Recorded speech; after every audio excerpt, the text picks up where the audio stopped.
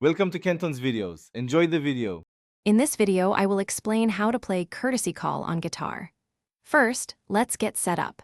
You'll need to tune your guitar to drop C, which means your low E string goes down to C, and the rest are tuned down a whole step. Then, place a capo on the first fret.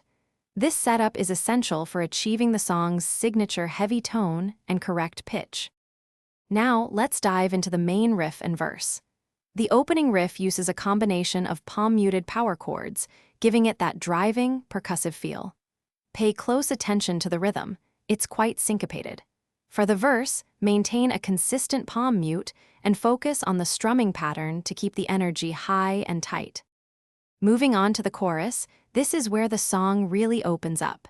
You'll be strumming full, open power chords, letting them ring out to create a massive sound.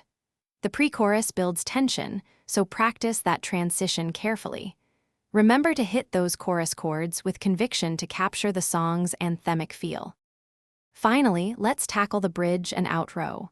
The bridge introduces a slightly varied chord progression, offering a brief melodic change before returning to the main themes. If you're playing lead, practice the sustained notes and vibrato for expression.